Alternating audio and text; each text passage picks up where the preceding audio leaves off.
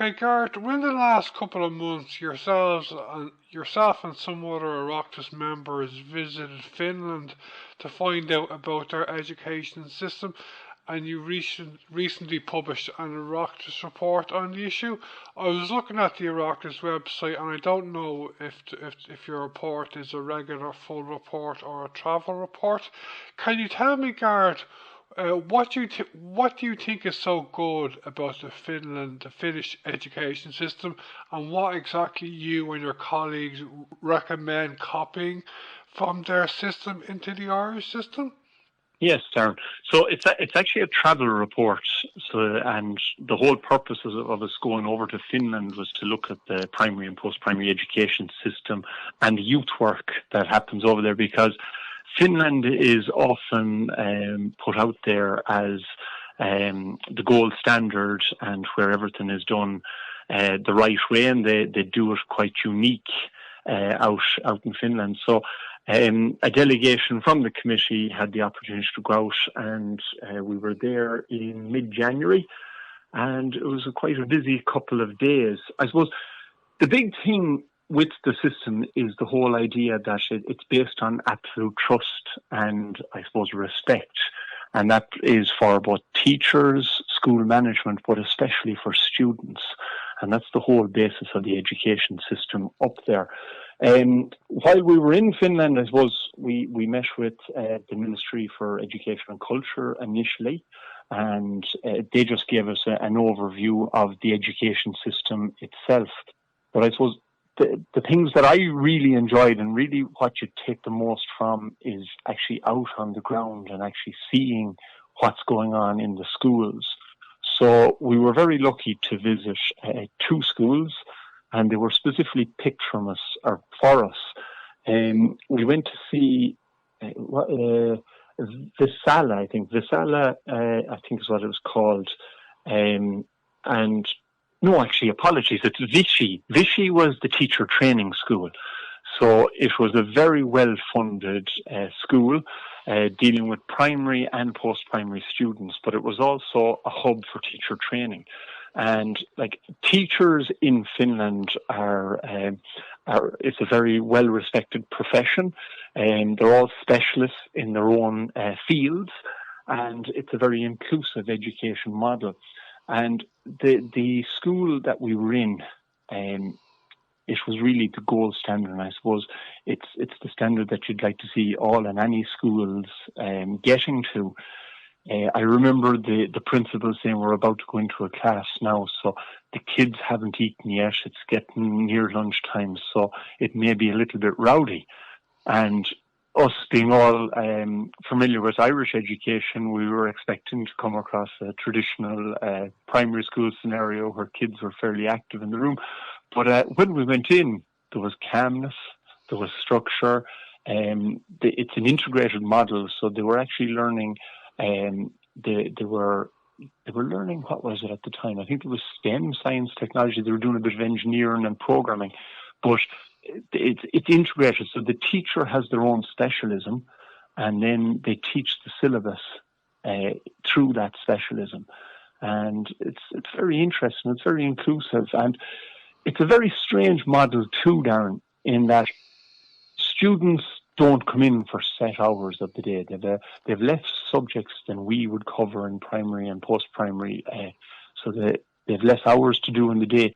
But kids might come in at 10:30 in the morning and finish at 3:30, and some kids are in there at 8:30 in the morning and might have a block off in the middle of the day and still finish at 3:30.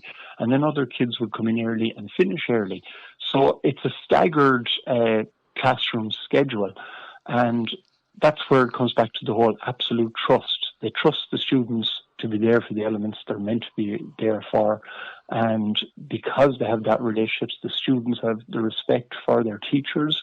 They take the learning on board. And it's just an interesting model that we were shown. The other school we were at then was Visala, and that was the one I mistook earlier on. It would be considered a less performing school, but it's a school that the ministry had invested heavily in, and similar to Ireland. It's almost like the local authority had invested in it. So because it mightn't have been performing as well as other schools, or because of demographical issues, they were getting additional funding. And it was very interesting to see what they were doing with that. So their focus was on horticulture and flowers and animals. And through that, they actually had a greenhouse in the middle of the school where kids were looking after reptiles and rabbits, and they were growing lots of different flowers and stuff like that in the place. But it was giving the students the whole responsibility for this microenvironment that they'd created within the school. And I suppose we were trying to figure out, was this something that you'd see in other schools? Then they said no, they were one of, I think, 8 schools across Europe that had this facility within the school, and theirs was the largest one in Europe. So it was just interesting to see what measures and what programs were introduced across the education system to give responsibility and ownership to the students, and then see how they were going to learn from that. Yeah, so I have heard talk about the Finnish education system, although you've have to fill me in on a lot of information I didn't know of there. When you say the teachers are specialists in their areas, does this mean that in primary school they have like different teachers like in the Irish secondary school system? Yes.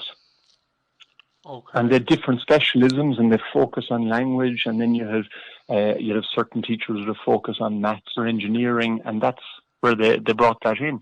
But like the learnings that I suppose the other element too is a lot of the feedback we were getting is it's not all working as perfect. You know, the grass is always greener when we look at these things.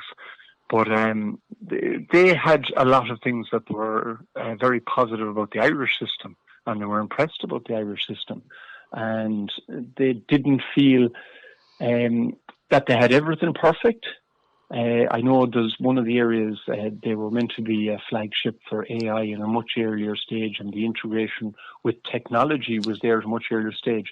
But they feel, a lot of the teachers felt that they've fallen back in that, and that they need to really up their game and get the specialisms in relation to that as well. I suppose you mentioned what did we learn, or what would we recommend from it? And they have a staggered school day, and they have fewer subjects because they integrate subjects into other subjects. And there was a suggestion in our report that we could give consideration to potentially reducing the workload within the Irish system, primary and post-primary curriculum. But like the curriculum review has been done in Ireland. We've had the first review done in 20 years, and the primary school curriculum was launched, I think, late last year. I'm trying to think, when was it? Was it September? And what we're trying to be is covering a more rounded curriculum. But what the Department of Education have told us within the Education Committee is it's a far more dynamic curriculum. And it means we won't be looking at a situation where we go another 20 years without adapting the curriculum that we're teaching our students. It's that the curriculum that we've introduced now can adapt quickly. So let's just say something like Grok. 12 months ago, Grok was AI, and we were all there saying, oh, I wonder what we could do in education with this. Since then, so many other things have come out with Grok. And we can't introduce something and stick to that. We need to be able to adapt, and as the technology and as the different things change within our society, we're able to adapt to that and make sure that the students that are coming out on the other side are more rounded and getting a fuller understanding of what's best for them and the opportunity they have to flourish within it. I agree with you that the education system in Ireland, the primary and secondary school, shouldn't be as long a day. I think it should be less, they should have more free time. Am I right in saying, Gareth, that I don't know if this is one of your kind of recommendations, but in Finland they don't have patron bodies for schools, and all of their schools are representative of the entire community, are they? To a degree, that is the case, yes, and it's more all-inclusive, and you go to the nearest school to you, and it's up to the department to ensure that that school is up to the highest standard it can be.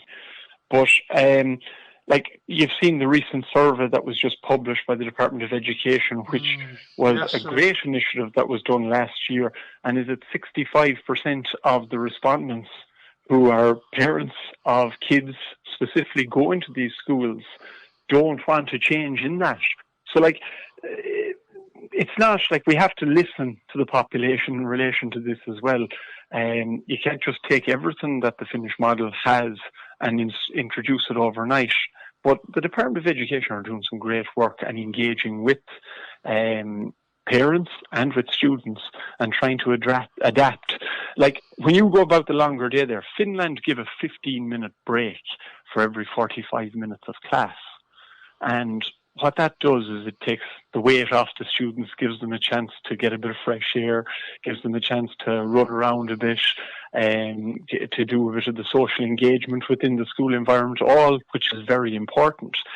But that's not like they were elements that I liked, but I think Irish parents might have problems if we just started randomly shortening the school day, because an awful lot of Irish parents at the moment are working and they're trying to adapt their lives to ensure that they're able to collect their kids at a certain time of day, bring them home, continue on work, or it's going early in the morning to try and make up time. So we have to be very cognizant of that before we go making any recommendations to change things. And I know the new curriculum that's coming out has a huge focus on, I suppose, the buzzword at the moment is well-being, but well-being is health, right? That's the long and the short of it. So there's a focus on health, and when we were in the committee and we were talking about one of the things from the Finnish model is that they allow the kids time to have their school meals within the school environment. It's a very social element.